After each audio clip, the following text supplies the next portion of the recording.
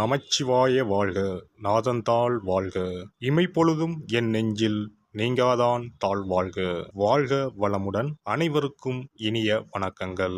அனைவருக்கும் இனிய ஆங்கில புத்தாண்டு நல்வாழ்த்துக்கள்.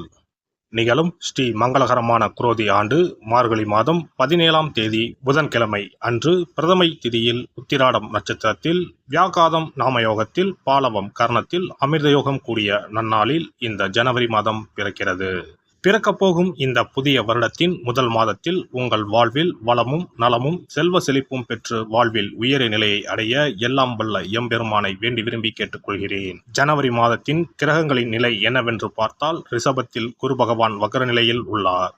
கடகராசியில் செவ்வாய் பகவானும் வக்ரத்தில் உள்ளார். கேது பகவான் கன்னிராசியிலும், கும்பராசியில் சுக்கிரன் சனியும், மீனராசியில் ராகு பகவானும் உள்ளனர். தனுசு ராசியில் சூரியன் புதன் இணைவு உள்ளது. இம்மாத கிரக பயிற்சி என எடுத்துக்கொண்டால், சூரிய பகவான் 14/1/2025 தனுசு ராசியில் இருந்து மகர ராசிக்கு பயிற்சியாகின்றார். 24/1/2025 புதன் பகவான் தனுசு ராசியில் இருந்து மகர ராசிக்கு பயிற்சியாகின்றார். இந்த கிரக அமைப்பினால் இம்மாதம் உங்கள் வாழ்வில் ஏற்படக்கூடிய சுபபலன் என்ன என்பதனையும், அசுப பலன் என்ன என்பதனை பற்றியும், அசுப பலன் ஏற்படுமாயின் ராசிக்காரர்கள் செய்ய வேண்டிய பரிகாரம் என்ன, வழிபட வேண்டிய தெய்வம் யார் என்பதனை பற்றியும் விரிவாக காண்போம். துலாம் ராசி அன்பர்களே, இந்த மாதம் சின்ன விஷயங்களுக்கு கூட உங்களுக்கு கோபம் வரலாம். எனவே கோபத்தை கட்டுப்படுத்துவதன் மூலம் காரியங்கள் சாதகமாக நடைபெறும். எதிர்பாராத பண தேவை உண்டாகும். அதனை சாமர்த்தியமாக சமாளிப்பீர்கள். எதிலும் இழுபறியான நிலை காணப்படும். அடுத்தவர்களால் தொல்லைகள் உண்டாகலாம். கவனம் தேவை. உத்தியோகத்தில் இருப்பவர்களுக்கு வேலையில் டென்ஷனும் வீண் அலைச்சலும் இருக்கும். வீண் பகை உண்டாகலாம். கவனமாக இருப்பது நல்லது. தொழில் வியாபாரம் தொடர்பான காரியங்களில் தாமதம் ஏற்படலாம். பணவரத்து எதிர்பார்த்ததை விட குறையக்கூடும். கடன் விஷயங்களை தள்ளி போடுவது நல்லது. புதிய நபர்களுக்கு பொருட்களை சப்ளை செய்யும் போது கவனம் தேவை. எதை பேசுவதாக இருந்தாலும் பேச்சில் நிதானம் தேவை. வாழ்க்கை துணையின் உடல்நலத்தில் கவனம் தேவை. குடும்பத்தில் இருப்பவர்களால் திடீர் டென்ஷன் உண்டாகலாம். கவனம் தேவை. பிள்ளைகளை அனுசரித்து செல்வது நல்லது.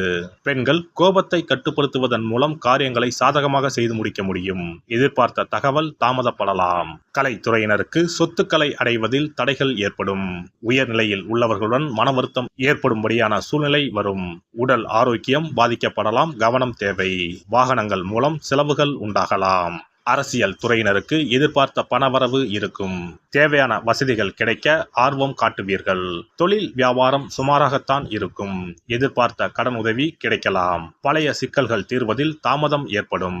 மாணவர்கள் பாடங்களை படிக்கும் போது பின்னடைவு ஏற்படாமல் கவனமாக இருப்பது நல்லது. திடீர் டென்ஷன் ஏற்படலாம். எச்சரிக்கையாக இருப்பது நல்லது. நட்சத்திர பலன்கள் சித்திரை 3, 4ஆம் பாதங்கள். இந்த மாதம் குடும்பத்தில் தேவையற்ற பிரச்சனைகள் தலைத்தூக்க செய்யும். எனவே சாதுரியமாக பேசி எதையும் சமாளிப்பது நல்லது. பொதுவான காரியங்களில் ஈடுபடும் போது கவனமாக இருப்பது நல்லது. வாகனங்களை பயன்படுத்தும் போது எச்சரிக்கை தேவை. சுவாதி நட்சத்திரம். இந்த மாதம் எந்த ஒரு விவகாரத்தையும் எதிர்கொள்ளும் மன வலிமை உண்டாகும். எதிலும் கூடுதல் கவனத்துடன் இருப்பது நல்லது. எதிர்பாராத சம்பவங்களால் இழுபறியாக நின்ற காரியங்கள் நல்ல முடிவுக்கு வரும். வெளியூர் பயணங்கள் உண்டாகும். உடல் ஆரோக்கியம் மனதில் உற்சாகத்தை தரும். விசாகம் 1, 2, 3ஆம் பாதங்கள். இந்த மாதம் தொழில் வியாபாரத்தில் இருப்பவர்கள் சற்று கூடுதலாக உழைக்க வேண்டியிருக்கும். கடன் பிரச்சனைகள் குறையும். போட்டிகள் நீங்கும். வரவேண்டிய பழைய பாக்கிகள் வசூலாகும். உத்தியோகஸ்தர்களுக்கு மறைமுக எதிர்ப்புகள் நீங்கும். மேல் அதிகாரிகளின் ஆதரவு கிடைக்கும். திறமையான செயல்கள் மூலம் பாராட்டுகளை பெறுவீர்கள். மாரியம்மனை வெள்ளிக்கிழமையில் தீபம் ஏற்றி வழிபட சகல நன்மைகளும் உண்டாகும். தடை தாமதம் நீங்கும். சிறப்பு தொகுப்பு. கழுத்தை நெரிக்கும் கடன் பிரச்சனையால் கஷ்டப்படுபவர்களுக்கு எளிய பரிகாரங்கள் உள்ளன. ருண ரோக சத்ரு இந்த மூன்றுமே மனிதர்களை வெல்லக்கொள்ளும். அதிலும் கடன் பிரச்சனை கவலையை ஏற்படுத்தி மனிதர்களை கலங்க வைத்துக் கொள்ளும். கடன் பிரச்சனையால் கஷ்டப்படுபவர்களுக்கு எளிய பரிகாரங்கள் உள்ளன. இந்த எளிய பரிகாரங்களை நம்பிக்கையோடு செய்தால் நிச்சயம் பலன் கிடைக்கும். ஒருவரின் ஜாதகத்தில் 6ஆம் இடம் கடன் ஸ்தானத்தை குறிக்கும். கடன் பிரச்சனையால் இன்றைக்கு பலரும் தற்கொலை செய்து கொள்கின்றனர். சக்கரத்தாழ்வார் அருள் இருந்தால் கண்டிப்பாக கடன் பிரச்சனைகள் நீங்கும். பெருமாள் கோவிலுக்கு சென்று சனி மற்றும் புதன் கிழமைகளில் சக்கரத்தாழ்வார் சன்னதியில் துளசி மாலை சாற்றி 12 முறை வலம் வர வேண்டும். ஒவ்வொரு முறை வலம் வரும் பொழுதும் கடன் தீர்வதற்கு மனமுருக நம்பிக்கையோடு வேண்டிக் கொள்ள வேண்டும். தொடர்ந்து 12 வாரங்கள் செய்தாலே கடன் பிரச்சனை தீர்ந்து மன நிம்மதி ஏற்படும். மேசராசியில் பிறந்தவர்கள் தயிரை கொண்டு இனிப்பு பலகாரம் செய்து ஒவ்வொரு வெள்ளிக்கிழமையும் மாலை வேளையில் பசுவுக்கு கொடுத்து வர கடன் பிரச்சனைகள் தீரும். விருச்சிக ராசியில் பிறந்தவர்கள் ஞாயிற்றுக்கிழமை அன்று லட்சுமி நரசிம்மருக்கு காய்ச்சிய பசும்பால் அல்லது பானகத்தை பிரசாதமாக வைக்க வேண்டும்.